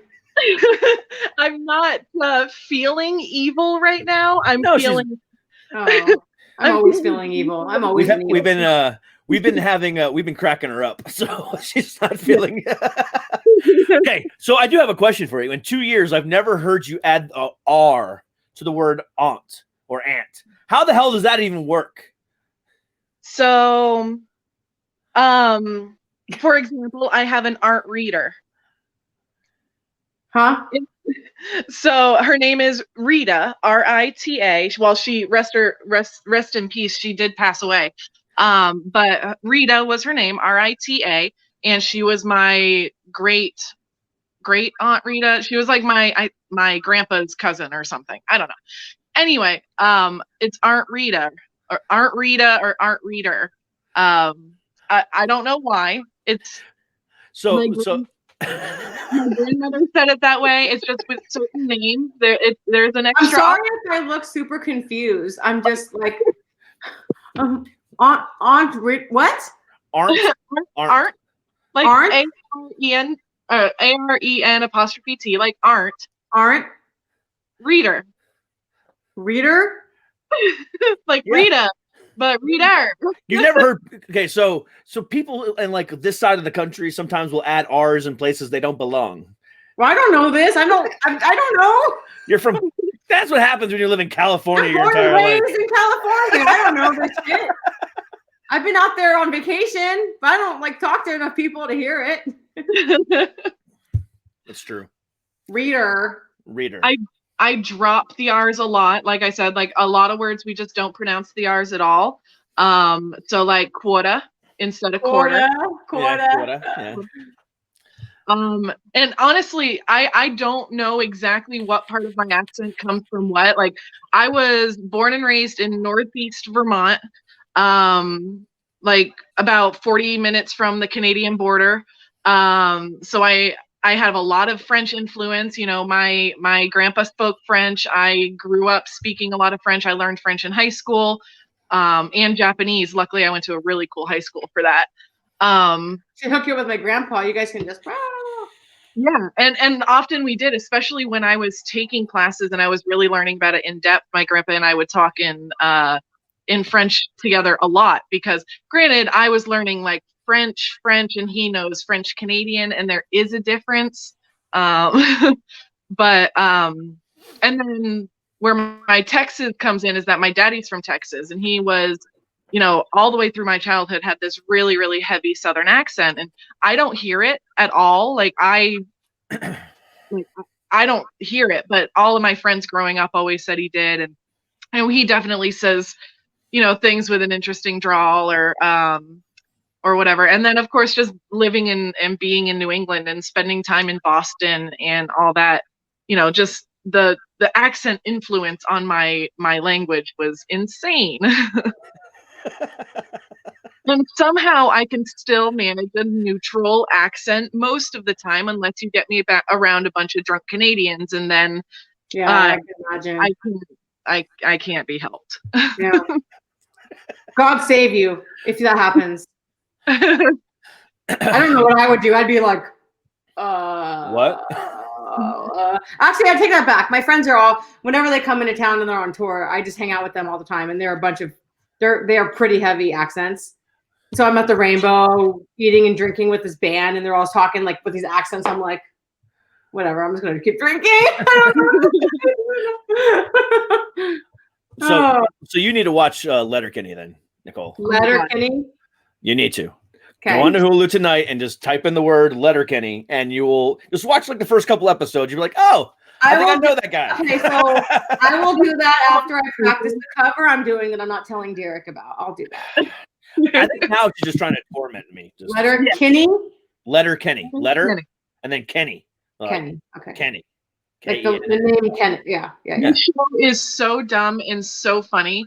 And oh my God, it reminds me of where I grew up and like the people that I grew up with so much. It's like, oh God, it's so dumb and so funny. It gets me belly laughing every single time. It's great. We've rewatched it. We've rewatched that fucking series. How many times we still laughed at the hardest? Oh my God. I cannot wait to see it. You need to watch it. It's so good. All right, we're gonna go finish this episode. Oh yeah, we need to finish soon. I know, right? See you later. Peace out. Oh my god, she's awesome. I She love is awesome. I love it. Yeah. In She an is, LA accent, I love it. she is one of the greatest people I know. See, we have Valley Girl accent out here. Oh, I can't wait to meet them. Well, you know, oh my god, look at her butt. Oh my god, look at her butt. I'm gonna walk down Rodeo Drive just to make fun of people. Still, Well, right now, well, that was one of the main hot spots actually with the protests and the looting. Oh my okay, so god, I won't go there. Never dude, mind. holy shit, dude, they fucked it up, man. Did they really? Yeah, our shit got fucked up. Melrose and yeah, that was a nutty thing. I don't know why. When you said Rodeo Drive, I was like, yeah, that place was fucked up for a bit. Now it's okay now. Nothing's going on anymore. But Jesus. Beverly Hills had a curfew of like 4 p.m. I heard. PM? Yeah. Yeah, but I mean, it's calmed down now, right? Oh yeah. I mean, there's still protests, but they're not. They're all peaceful. Peaceful. Okay, that's good. Yeah. Yeah, dude, that was bad. I know it was. I saw it on the news, and that's why I kept asking you and Eugenia and Jimmy, all the friends that I have out there now. It's like, are you guys okay? So I mean, I'm glad that you guys are. I'm glad. Mentally and emotionally and mentally, I was not okay though. I can't imagine how you would be. I wasn't sleeping for like 2 weeks. I was like, actually, I got really. There was one Saturday I thought I would have to cancel for our podcast because I was actually like sick. Yeah. Like I wasn't sleeping. I had to go to the doctor. I had like severe nosebleeds randomly. Like I was not okay. Like my body was not good. You know what I mean? And like I just wasn't. Yeah, because I would fall asleep and then I would get woken up by a helicopter or a cop car or a screaming or a fire alert in the hills somewhere, which I live in the hills. And so it was just like really fucking crazy. Yeah. But luckily, it's like calmed down. Yeah. But yeah. How are the wildfires out there? Everything okay out there right now with that? I mean, it's fire season, so we literally have a fire alert every day. Really? Yep. That's crazy. Yep, it's fire season, and I'm in a really brushy area. I mean, the whole area I'm in it's all fire. Like there was a fire the other day. I woke up to an alert. So I live basically across from the Hollywood Bowl. So I'm really close to the Hollywood Bowl. And there was a fire like right behind the Hollywood Bowl. It was a small fire, but it was still like a fire. So everyone freaks out because if that thing jumps the freeway or whatever, like I'm the fuck out of here. Like I'm gone, long gone, Yeah. But yeah, you live in a fucked up place where it fires more than it rains. Oh yeah. But I expect this. I mean, that's our thing here is fires. Like you're going to have a major, I mean, last year was an anomaly because we had 4 or 5 major fires in one area. And it was crazy because those fires it's like Ventura County was on fire basically. And at the time I lived in Redondo and I'd go to the beach and all my friends live in Ventura County. I used to live out there and it was right where I used to live. And so I was on the beach and you could look across the ocean and see the hill on fire. Oh, wow. It was that strong. I don't remember how many acres, but that's when it hit Malibu too. And it burned down all that. It was this. Yeah. That's the one thing about California. I mean, it's great weather and blah, blah, blah, blah, blah, blah, blah, and really fucking expensive, but we have a lot of fires. So you get that fire insurance. Definitely get the fire insurance. Oh, you get that insurance. Allstate. But I'd rather deal with a fire. This is maybe fucked up. I'd rather deal with a fire than a tornado or a hurricane or what else do you have? I don't know, monsoons and shit. I don't know. Well, where I'm at, we have hurricanes and tornadoes and see a tornado. Fuck that shit. Well, then also because of where we live at too, we also are prone to earthquakes as well. Oh, we have a shit ton of those. Yeah, I never feel them. Now I haven't felt well either. We just had one not too long ago near Charlottesville, which is about 2 hours south of here. And it didn't come up here, but we do get them up here too. Okay, yeah, we have a ton of earthquakes and a ton of fires. And what's crazy is I'll have an earthquake and the epicenter or whatever, the main hub will be like miles from here. I mean, we've had some big ones, and I'm sleeping. Yeah. And I wake up to Facebook going off. Did you feel the earthquake? I'm like, no, I didn't. And I'll be on my couch watching TV, and I get an alert earthquake. I'm like, oh, okay. I'm like earthquake, like, what do you call it? Like, I don't feel them ever. And we've had some pretty big ones recently, I think. Yeah, I haven't felt them. In 2010, we had one that cracked Washington Monument. The only ones I've lived through are the San Francisco earthquake, and I know the Northridge earthquake here was like massive. That destroyed a lot. And then the San Francisco earthquake, I was a baby, which is where I grew up there, but I don't remember it. Yeah, I mean, if scientists are to be true, I mean, one day there's going to be one that's so massive that California is just going to break off and become a fucking island. Awesome. Can't wait. Let's go join Hawaii. I'll get my sunglasses ready and my Mai Tai in my hand. Don't you worry. Yeah, no, right? I mean, seriously, it's like that kind of shit too. You can't like, I think with all this stuff going on to it, like, because I believe in, I mean, we could have a different conversation about like global warming and shit like that. I believe in that kind of stuff. Bye.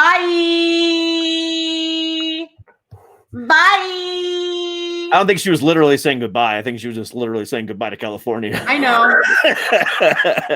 I know. That's why I was like, bye. Yeah, no, right? Anyway, what were you saying? So I believe like when things like that happen, I mean, it does change. Like, however, the science behind the fucking Earth's core and all that shit, I don't know how that works, but I do believe as the things change, like right now in LA at least, one day it'll be 100, one day it'll be freezing cold. Like the temperature is fluctuating so much. And she was saying, I know, I read your mind, girl. I know. I do that. I know. But it's fluctuating a lot. And they say that weather, that kind of weather means earthquake weather. And we had that same issue here. Like over the weekend, it was hot as balls. And then today it was in the 60s. Yeah, it's so weird. I mean, that's how Virginia weather is constantly. So we'll get into the 100, 110s, hot as balls. And then one day we'll wake up and it'll be 40 degrees. Mm-hmm. And then in the 70s or 60s that day. And then the next day it's back to the hundreds. It's like June gloom, right? Is that what they call it? June gloom? Yeah. But it's like that in July and August as well. I mean, and then September, it starts to slowly taper off. And then October is but then October is usually our weirdest month. Because I remember like the first year we were here, it was like 80 degrees on Halloween. But yeah, and then like the last couple of years, it was pretty chilly. So, I mean, our weather here is just crazy. Yeah. Yeah. It's definitely, as I've lived here over the past 15 years, every year the weather changes though. Yeah. The summers, I mean, we had one winter, it didn't rain at all. And then one winter, it was like a fucking freak of nature. It rained so much that California got out of the drought. And it was just weird. Yeah. Yeah, I mean, here, it rains a lot. And it'll rain so much. Like last year, I remember we had more rain days than actual dry days. Mm-hmm. I mean, it would go 2-3 weeks, just nonstop rain. Wow. And then sounds like my worst nightmare. And then we would think, we're going to have a good snow this Christmas. We're going to have a good snow for the winter. And we would get absolutely nothing. We love snow. I love snow. I like to go play in snow at like Mammoth and Big Bear. See, like year, like some years we'll get like 12 plus inches of snow. But like this year, I think cumulatively and where we live, maybe we got a total of 3 inches. Maybe. I've seen snow, like if I'm not going to the snow to purposely see snow, it snowed once in my life. Once. Really? One time. And it was like little trinkles of snow. Yeah. And then it stopped. But that was in San Francisco, not LA, right? Yeah. Yeah. But I like to go to Big Bear and then Mammoth is fun. But I don't really I try and ski. I tried snowboarding. Fuck that shit. Oh my God, I won't ever get on a snowboard again. No way, Jose. I try and ski and I'm like decent. I'm like very, very, very advanced beginner. You know what I'm saying? Advanced beginner. Yeah. But okay. I like to try but I like to drink in the snow and make snow angels and punch people in the face with snowballs. And that's what we do too. Yeah. You're not that shit's fun. It is. But then I get cold, and then I don't like cold. I'm kind of a wimp. Yeah. Like anything under like 50, I'm like, see, I love the cold. I Anything, don't like. I'm a anything wimp. above 50, I hate. Yeah, So I'm a wimpy bitch. So yeah, I love the cold. when I went to Mammoth once for New Year's. Oh, my computer's like, do you want to restart? I'm like, fuck no, not right now. When I went to Mammoth for New Year's once, it was like -10. My boyfriend at the time, God help him at that time. He was like, let's walk back to the hotel. It's not far. I'm like, are you out here? I'm going to break up with you if you make me walk anywhere outside right now. I would rather wait an hour for the Uber because it was New Year's Eve, right? So there were no lifts or anything. They were all busy. I'd rather wait an hour than walk anywhere in that weather. I will literally kill you. I will break up with you and go home. Wow, that's vicious. Yeah, it was not happening. I was not happy. No, not happy. We've already had the conversation about how not to date you. So don't fuck with me. Yeah, don't fuck with you. I mean, I'm already intimidating enough. So the warning to all of men in LA County. I'm already intimidating enough. I'm already, I am who I am though. You don't like it, then go fuck off. It's fine. That's true. Whatever. Sorry, Mom. My mom, I love my parents too because they don't pressure me to because I've had like 2 long relationships. They don't pressure me to have kids, luckily, or be in a relationship, But I know my mom, God bless her. I know she's just waiting for me to come home with a boyfriend or whatever. And it's like, yeah, man, I got other priorities first. Now, if it happens, it happens. I'm not one of those girls that I have friends who go out looking for relationships. Mm-hmm. And I tell them that's how you don't find one. If you're looking for one, you're not going to find one. It's when you don't look for them is when you find someone cool, Yeah, I gotcha. Now, which half is your Asian half? Is it your dad? Mom? Your mom, okay. Yeah, my mom. Yeah. Okay, so what you just said makes sense now. Okay. Well, and I'm the oldest cousin. I have a big family. I have 7 aunts and uncles on my mom's side. Oh, wow. And they're married, and I have a lot of cousins. Every cousin, for the most part, is married, and I'm the oldest. So my younger cousins are 1, 2, 3, 4 of them are married. Wow. And one of them has 2 kids already. And you're oldest of them all. And I'm oldest, and I'm nothing. But you know what? You're living your best life, though. Yeah, and that's what matters to me is I'd rather be happy and not be tied down with someone who, and I think I'm picky because I've had I've been in abusive relationships too and whatever. So and we talked about this last time, I think too, we touched on that. It's I would just rather be picky because I'm very I can sit in front of you and go, nope, I already know this isn't going to work. And I'm picky because I don't want to get hurt again because if you can hurt me, I have a tough exterior, but I'm a softie too. And I'm emotional. I'm a chick, Yeah. But if you can break me, then I give you props, dude, because I'm a tough one. So I'm just picky. I don't want to be hurt, And that's how I was, that's how I am now. I mean, I was very picky for the longest time after I got out of my, my marriage with the devil from Long Island. I mean, 'cause she broke me. I mean, and we've had this conversation before too. It's at the time, I was a mixed martial arts fighter. I was a fucking pro wrestler, and I was getting beat up by a woman. And I literally, not to say that, getting beat up by a woman is bad, but what I'm saying, but I understand. Yeah. It's sitting there saying I can defend myself, but I'm so afraid of this woman that I can't. Yeah. And that's, that hurt more than anything else. It's not like I was some weakling. No, it was some guy that actually knew how to defend himself and has been beaten up and beaten down people twice my size. But yet this woman, I could not, I just sat there and took it. Yeah, it's insane. And you know what, though? That makes you stronger. I truly believe that, it makes you stronger and it makes you know what you don't want. Yeah, I mean, when you're scared when I was scared, I'd be scared of going home.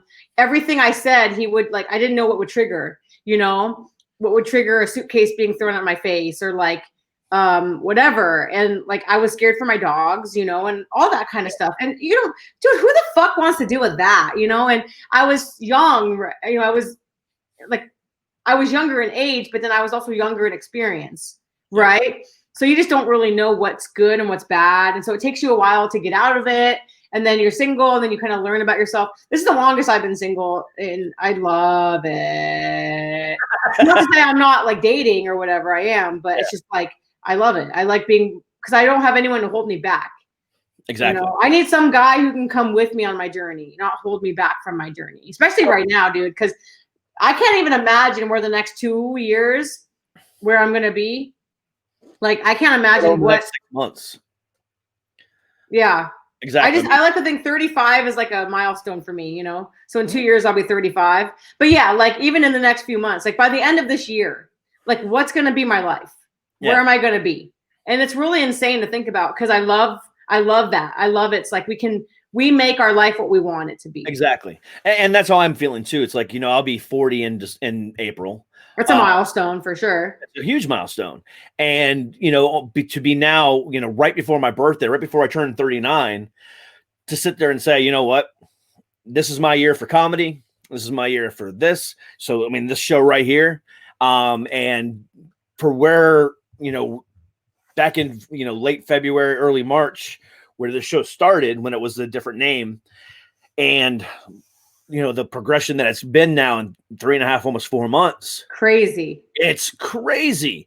I mean, like I said to you the other day, you know, our stream on Monday got 1,000 views. You know, I mean, just looking at Facebook a few minutes ago, we were already at 250. Wow. So I mean, you know, I mean, it's going to fluctuate, but at the same time, it's like, but we're still getting 16,000 listens on our podcast, and that's amazing. Like that's huge, dude. It's huge. So now we're up to like, you know, if this proves to be true, you know, we'll be sitting at 18,000 listens / views per week. Yeah. You know, 7,000 likes on fucking Instagram. Yeah. You know, and it has exploded in ways I never knew possible. That's amazing. And it really has. I mean, and just the guests, you know, the guests that we have, you know, booked already, the guests that are coming on in next week, you know, the stuff that we have booked that I'm not allowed to talk about yet. Like some of these guests are going to blow people away. Yeah. Like, how the fuck did they get them? Because we're that fucking good. That's why. Yeah. And what's the, so for stuff like that too. So Holly. Yep. So Holly, okay. I added her on. I follow her now on Instagram. Greatest PR rep ever. You're gonna have to tell me how much that shit is. I want to know just for my own life. Yeah. Well, yeah. I mean, but yeah, she's the greatest PR rep ever. So again, well worth it. Well worth it. But yeah, so. You know, and so everybody that's listening right now, watching live, or listening tomorrow morning on your way to work or on your way home from work, whatever the case might be, thank you. I mean, holy shit. I mean, thank you. It's. I'm gonna write a song now about I'm gonna call it "Thank You," and I'm gonna write it about just supporting us. And oh yeah, I'm gonna write a song about it. It's gonna be screamo. There you go. No, yeah, make it screamo. You know. Yeah. Because that's clearly a happy screamo. Yeah. Happy screamo. Yeah. So that's like my parents don't hate me. I don't hate the world, but hey, thank you. Like you're right. My parents don't like, you know, my parents don't accept me. I have no friends, but you love me, so thank you. But you do, but your parents do support you. I was talking about for a song. Yeah, you're like the anti-Good Charlotte. I know. I'm the worst. It makes it hard to write lyrics too, because I don't have any like depressing shit I'm going through. So, but it is what it is. Yeah, but that's why my comedy comes so easy to me, because I've lived a fucked up life. Yes. Oh wait, maybe he's listening. Ty, are you listening? Oh no, he's helping me come up with band names. I don't think he's listening, so I can probably say. So we fuck around all day. We text and whatever, and he's helping me come up with band names. So he just said, "Call your band Sugar Sugar." And then another one was Misery. He's like, how about Misery's Divide? Something divide. And I was like, Misery Bacon. And I was like, Bacon Divide. I don't eat bacon. Me either. Oh well. Misery Divide. That's a. I love Ty. Oh my god. Love you, Ty. Love you and your crazy stupid names. He's Canadian. I love him. He's so cool. He's such a good guy. I love talking to him for that time on Saturday. He's so killer. Yeah. But anyway, back to what I was saying. Just the fact of what we've gone through and what we're going to continue to go through and the growth. Yeah. So I really appreciate everybody that, I know Nicole does too. That's been along this crazy wild ride. And trust me, when I tell you, there is so much more to come. And it's crazy because I haven't been on this with you as long as you got, you like when you started it, I kind of joined late too. So you joined the same week that Cat did. When was that? How long has it been now? That was, I can't remember. I think it was the beginning of May. No. Was it? Yeah. So May the 4th was the last episode as the old show. You know what? Yeah, because then that was the weekend. I remember I was on the phone. I was on the phone with you driving to get my hair done because I didn't tell anyone because people would have judged me and yelled at me for going to my friend's in-home hair salon, hair studio to get my hair dyed because I had 2 music videos that weekend before Heaven. Yeah, so that was Monday, May the 4th. That Monday was the last show as that name. Then that Wednesday, Christine and I did a show by ourselves. And then Friday is when Kat joined, and then Saturday was when you joined. Oh, wow. That was fast. Yeah. Super fast. Yeah. So, now it's been a little over a month and a half. And we've gone from 500 listens per day to 5,000 listens per day. Yay! So thank you very, very much. Today was a little weird. We were a little all over the place. Yeah, it's okay. Yeah, no, that's fine. And then Friday is going to be even weirder. Because unless I have somebody that steps up and wants to be my co-host, I'm going to be doing the Phil Johnson interview on my own. So that'll be fun and interesting. Who is that again? He is a comedian / musician. So he's like the comedy music guy. I wish I could do that. What time is that one? That one's going to be early. What time? 3 your time. Oh, yeah. I'll be driving. Yeah. I don't know if I can that would be annoying though, too, because then you can hear all that car noise. Yeah. Because when you told me you were driving that day, I didn't switch it. But but next week is everything's going to be so starting next week, our normal time will be either 6-9 or 5-8, depending on the availability of our guest and Nicole. But we're going to be live 5 days next week. So that'd be an interesting one. Don't forget to email me all those thingies. Yes. So this coming Friday, so we have Phil Johnson, who's a comedian and a musician. Then Monday, we have professional chef to the stars, Chef Ryan Rondeno. Then Tuesday is April Doyle of April and the Velvet Room. Then Wednesday, I can't remember who it is off the top of my head. You should have this written out in front of you. I don't. And then I know Thursday is Kid Capri, a Grammy Award-winning artist and producer, Kid Capri. And then Friday, we have a rapper that goes by the name of AYB. No, we're going to reschedule. Are we going to reschedule Josh? Yes. And then we have musician Josh Christina, who will be coming on soon. He was supposed to be this Saturday. However, he had to reschedule because he got booked for a gig. Yay! Thank God musicians are starting to play again. So that one's coming up within the next couple of weeks. I'm not sure when I have to rebook that one. But we are pretty booked solid going forward. And the hits will just keep coming. Yay. I do have to walk my dog. I know. So we're going to go ahead and say goodnight after saying, thank you very much to everybody. We do appreciate you guys. And from myself and from Kat and from Mads, who came on today just to talk about her accent. You just called me Kat. Oh my God, I am so sorry. Fuck you, Derek. That was habit from myself and Nicole. Do I look like Kat? No. Oh, my bad. Okay, for a while there, I kept on saying the other name when her. Oh, really?